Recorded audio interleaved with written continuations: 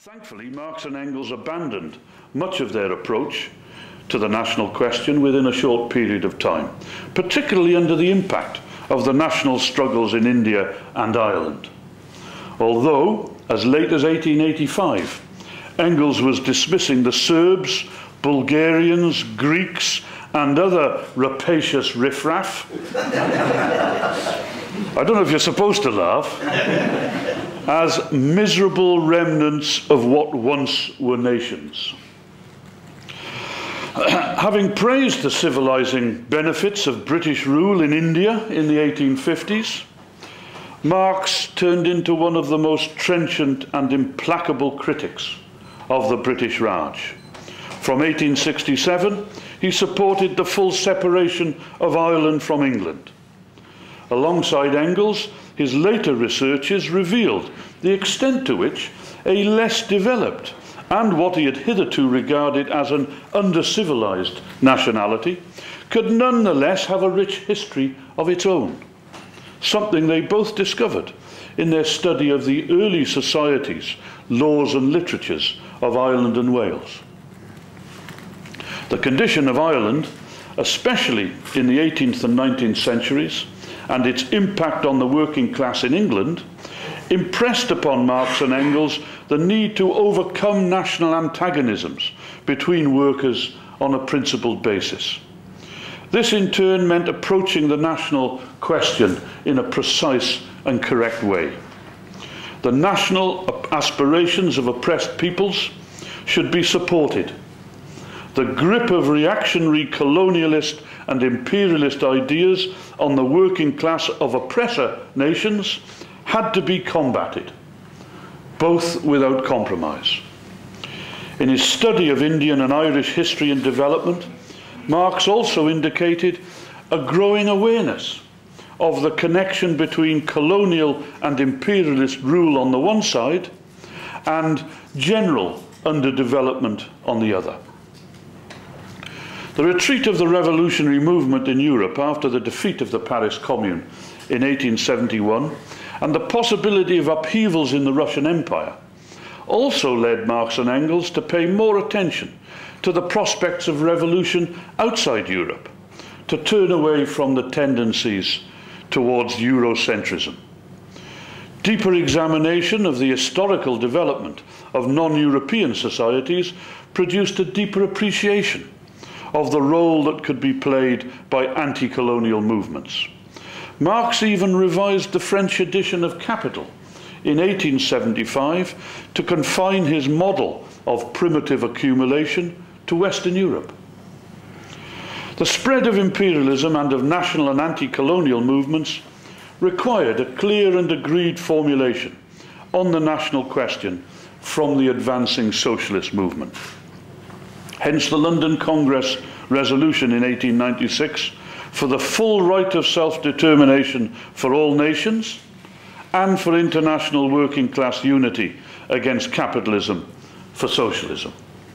In effect, the new slogan abolished the unhistorical distinction between historic and unhistoric nations. But what precisely is a nation? Stalin elaborated and summarized a definition subsequently adopted by the Bolsheviks and the international communist movement. A nation is an historically constituted, stable community of people formed on the basis of a common language, territory, economic life, and psychological makeup manifested in a common culture.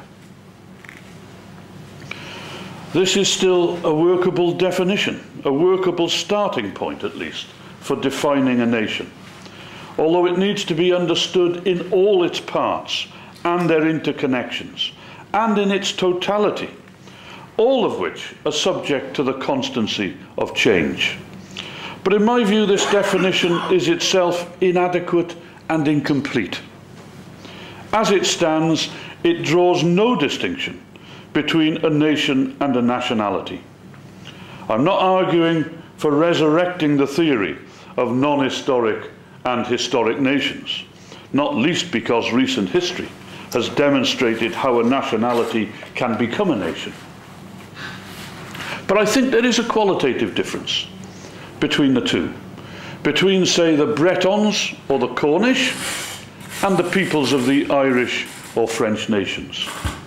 It revolves around the factor that is absent from Stalin's definition, namely the existence of national institutions, which after all reflect and reinforce the other characteristics of a nation, or of a substantial national movement in favour of such institutions up to or including independence.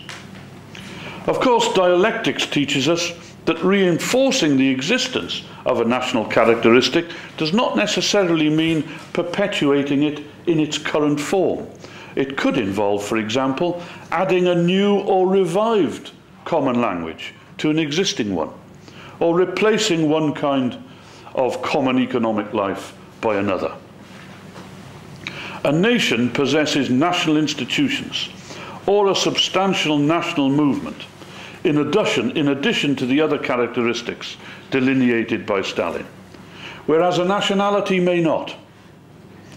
Stalin's formulation on its own, it seems to me, defines a nationality that clearly has the potential to achieve nationhood, to become a nation, which possesses a substantial national movement or national institutions, and so has the right to independence.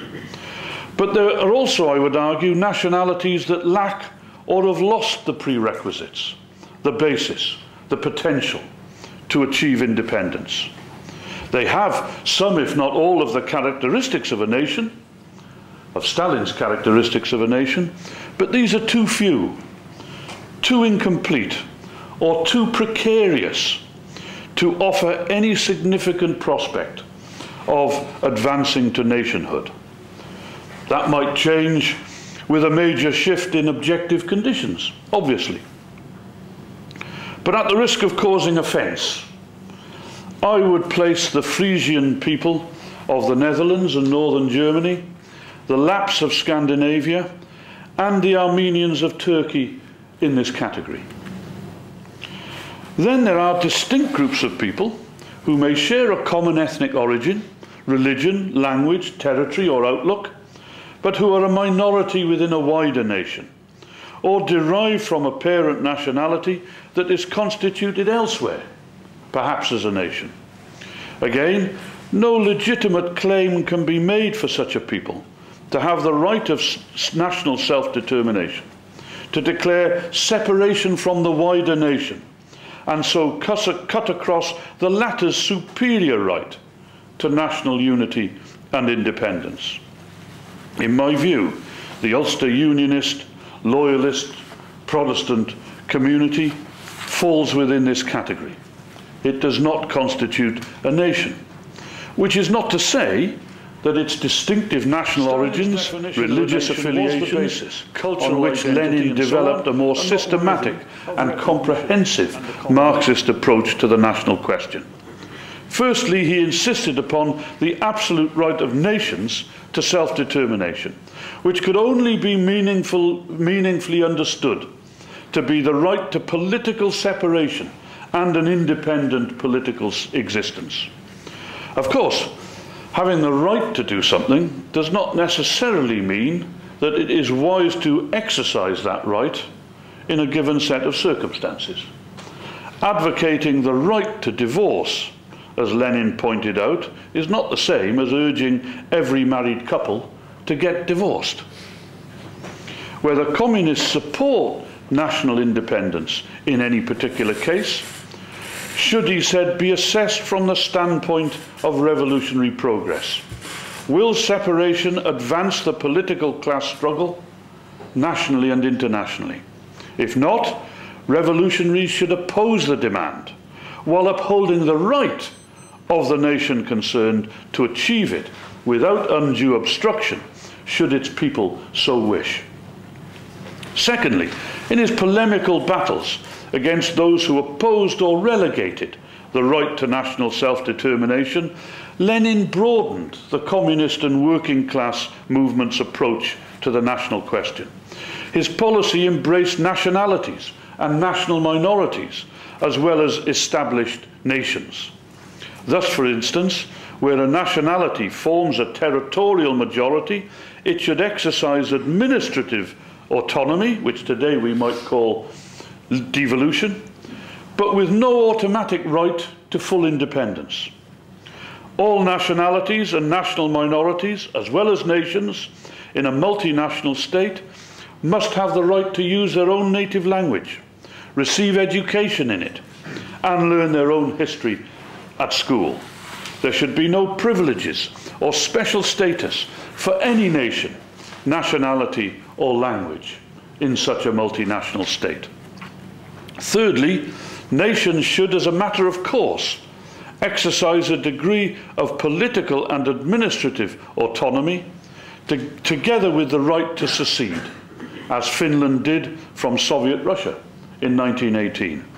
In fact, faced with the problem of great Russian chauvinism, implicit in Stalin's scheme for autonomization for the smaller nations and nationalities, Lenin overcame his own earlier aversion to federalism and advocated it in 1922 as the most transparent and consistent way to guarantee constitutional equality between the nations of what became the Union of Soviet Socialist Republics.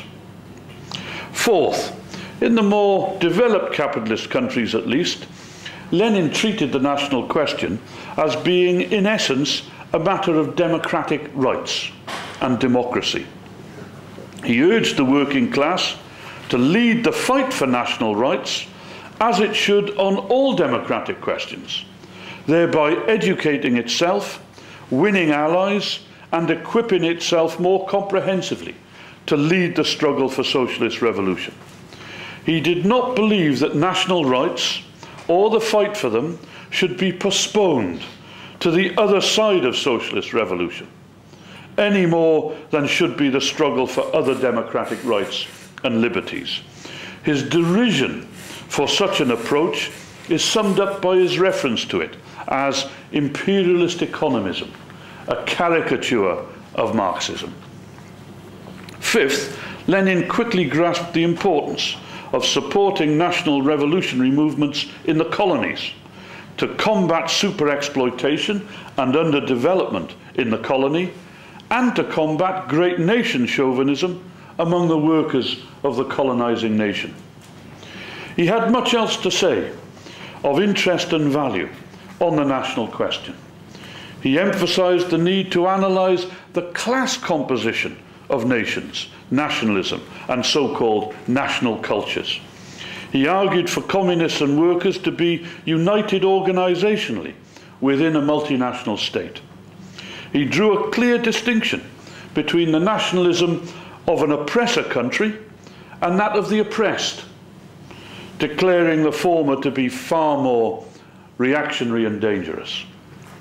He identified the special duty of revolutionaries in oppressor countries to combat their own great nation chauvinism and to uphold the national rights of others. And he identified the special duty in oppressed countries to uphold working class internationalism.